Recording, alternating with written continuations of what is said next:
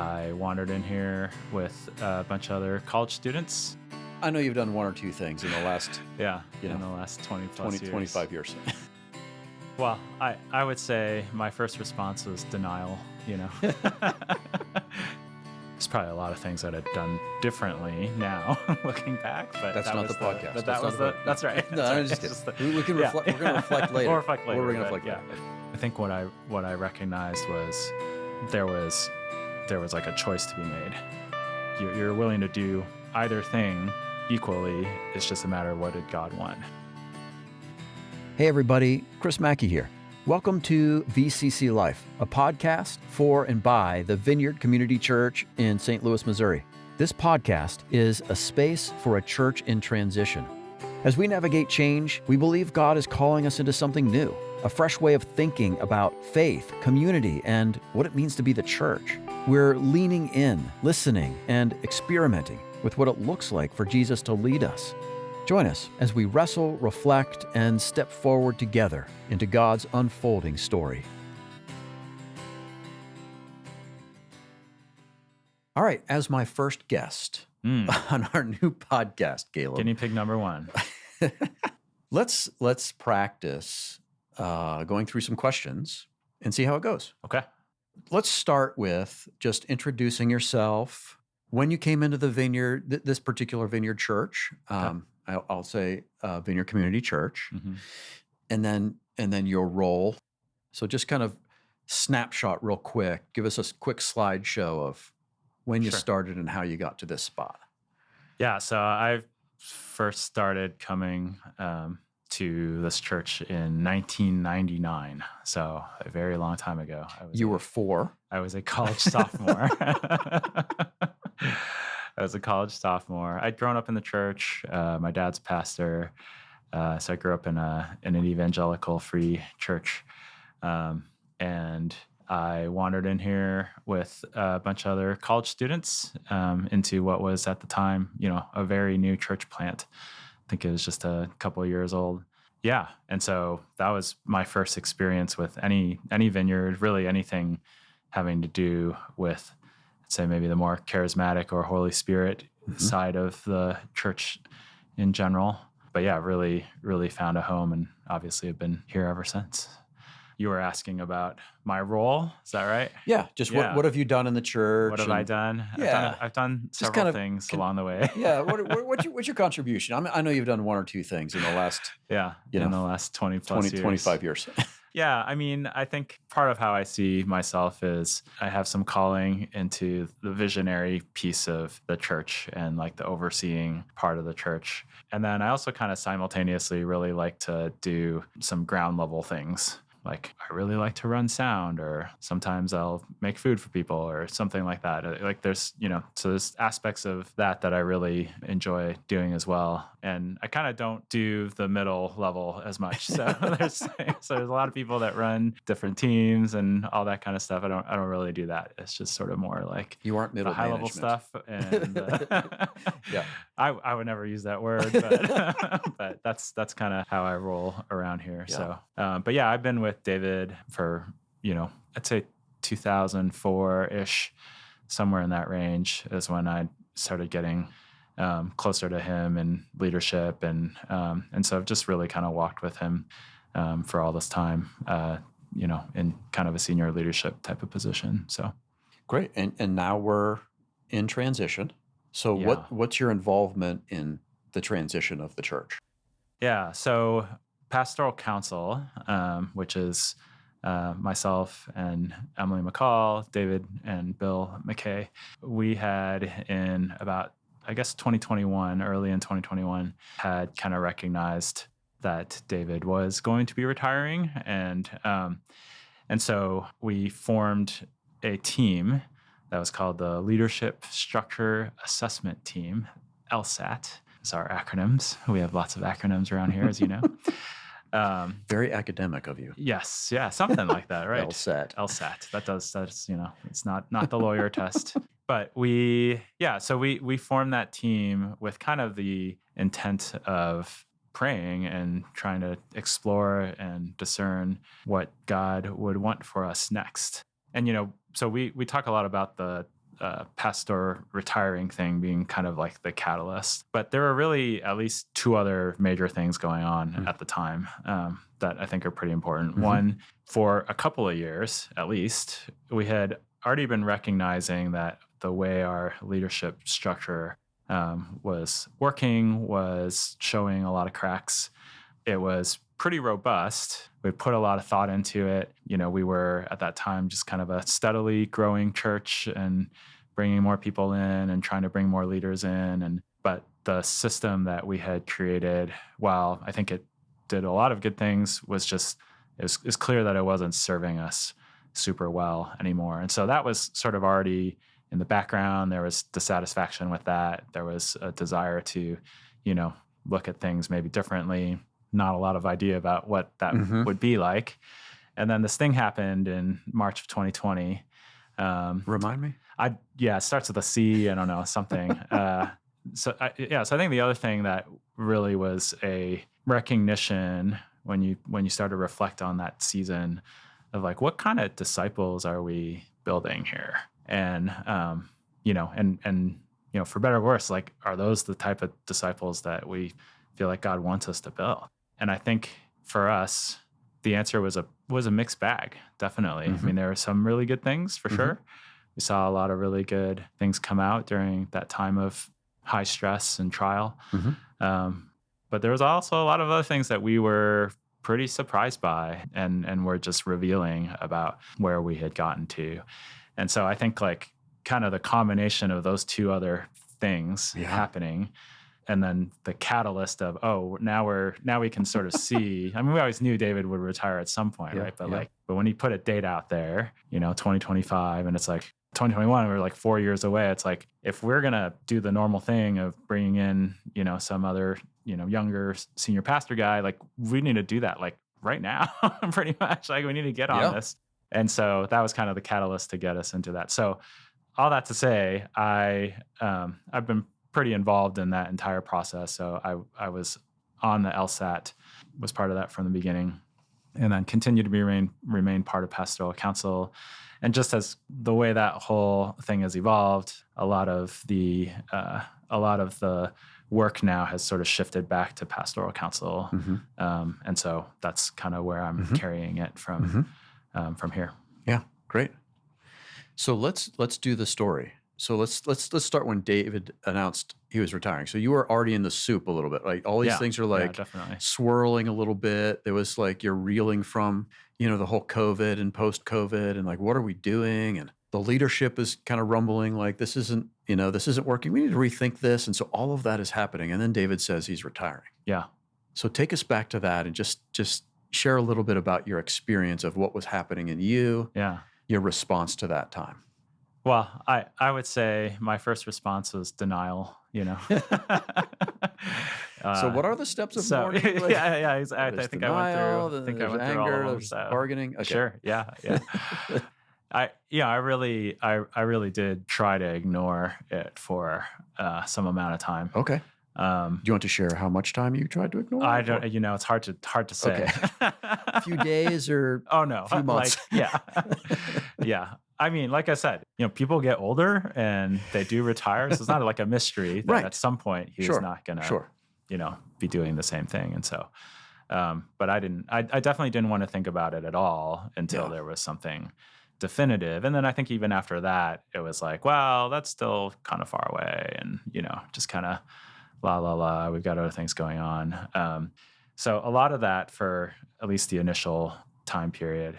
And then the way that God kind of convinced me, I guess, to take it seriously. I remember in probably about this time, February in 2021, we did this this vineyard church planting online, of course, because everything was online, conference.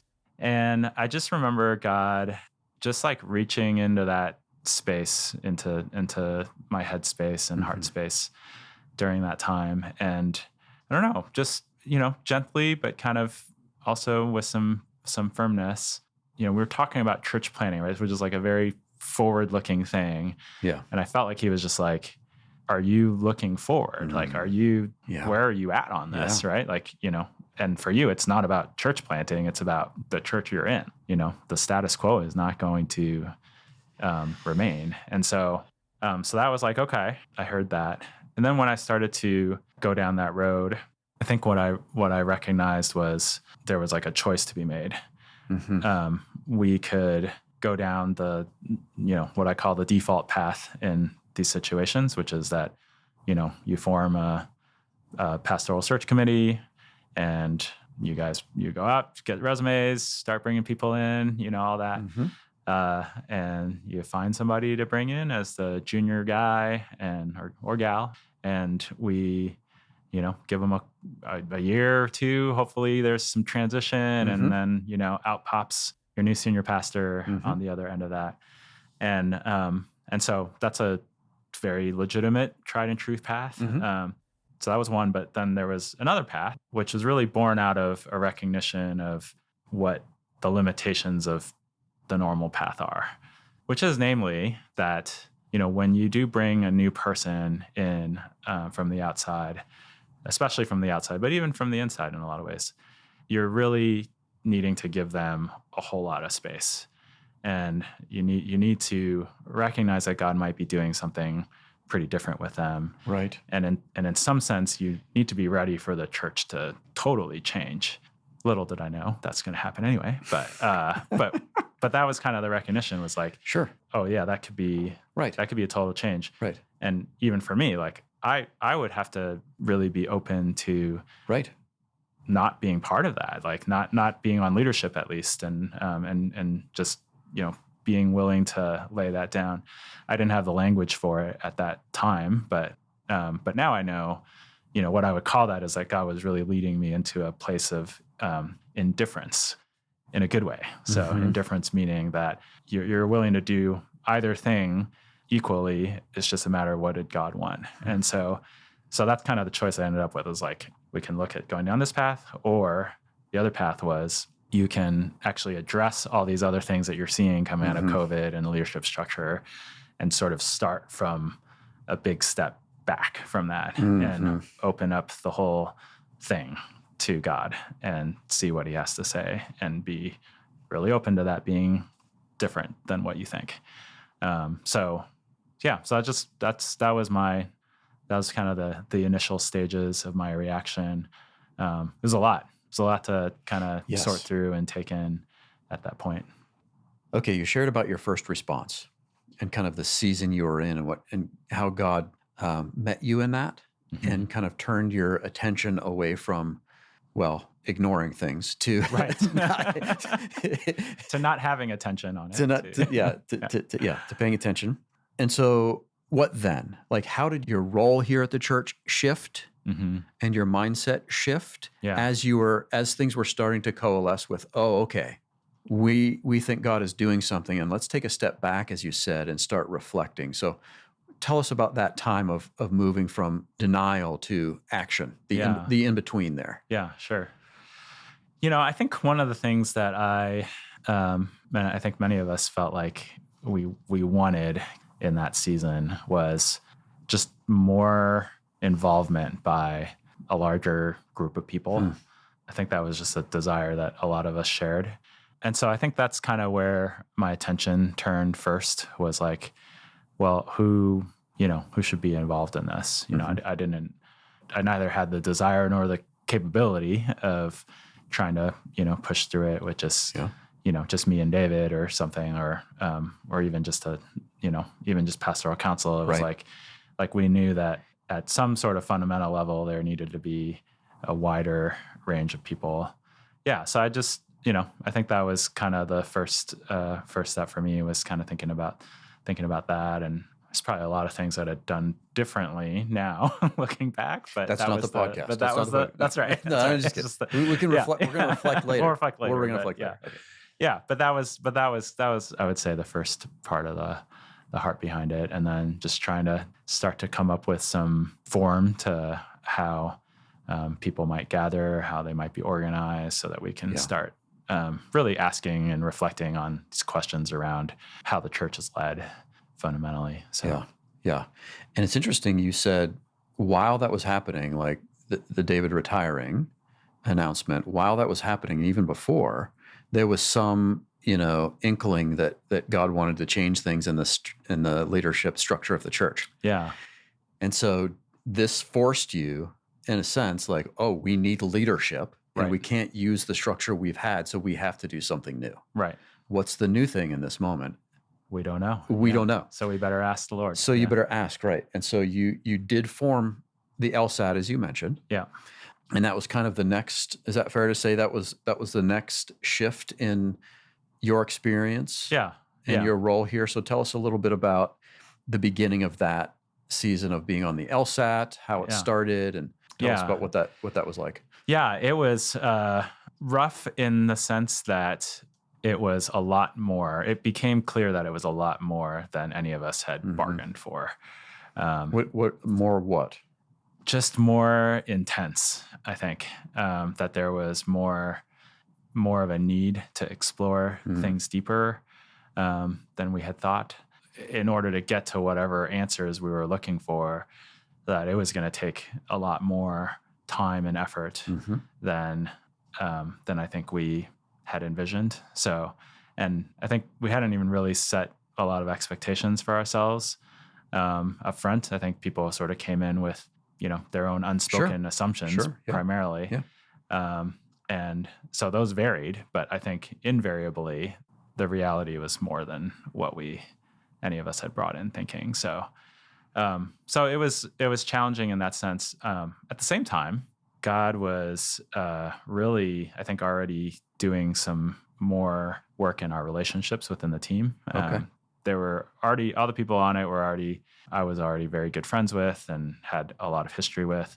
But it was just, my experience of it was that it deepened quite a bit. And we actually, early on, we had made some decisions to prioritize, the way that our group was relating to each other and functioning. And, I remember one thing we did was basically the whole first year that we met together, we made it a point to celebrate everybody's birthdays. Okay. In our meetings, just things that we probably wouldn't have done before. Right. But like, just for whatever reason felt important. I think in hindsight, it definitely makes more sense. So it's kind of this like juxtaposition of like, we actually enjoyed getting together, but also the work felt pretty terrible in a lot of ways. That's what we're getting into. Is like, what was your experience of that? Yeah. So just bring us in a little bit. Well, so I think especially for me as a long time high level looking at the church as a whole type of leader, we were a senior pastor led church for sure. That was our structure. But like next to David, if you wanted to blame somebody for the things that were not happening well or whatever, the things that could be that weren't, I think I'd be a pretty good candidate for that. I know certainly at least I blame myself if nothing else, even if nobody else did or didn't. Everyone's very nice, so I can't speak too much to that. Yeah. I mean, I think I felt a pretty high level of responsibility in how things were shaped. And so, so in some sense, it's like, this is your baby and we're going to dissect it. And we're going to like basically do a full examination, get into all the nitty gritty, and let's kind of expose all the things that are not good, bad experiences that we had. And, just a lot of things like that, right? Like not the things that you would necessarily really sign up to do. Right. And my guess is the people in the group didn't sign up. The invitation was not that. Hey, come join this LSAT, and we're going to open up really old wounds. Well, well, I mean, in the name was assessment, right? Assessment, so there was. I think we all knew that was going to happen, and I knew that was going to happen. But relational assessment. Well, it was. Do you know what I mean? I think it was assessment and at a depth that like got, I think, inevitably personal in the sense that like you had to deal with how you were personally experiencing things more than you wanted to, right? Or more than you were used to. And so I know that definitely happened with me. It was like, there's maybe kind of the idea was we can look at this, in kind of a clinical or consulting kind of Strategic. Strategic. That's right. Exactly. Leadership, strategic plan or whatever. Planning. Yeah. And that's just not what we were able to do. I mean, I think ultimately, probably because that's how the Lord wanted it. It was like, I mean, it felt personal because it was personal ultimately, right? Like, we had put a lot of our, blood, sweat, and tears into this, and to have to stare some things in the face that we might not have wanted to was challenging for sure. Yeah. And then you just have the, first of all, just going very slowly, which just increased the level of anxiety and frustration all around within the group, outside the group. Because the LS stood for? Leadership structure. And how much leadership structure did you talk about? Right. It took a while. Very little. I mean, we talked a lot about how it had been, but as far as like even getting to the forward-looking leadership structure, it was a long time really before we were able to look at that.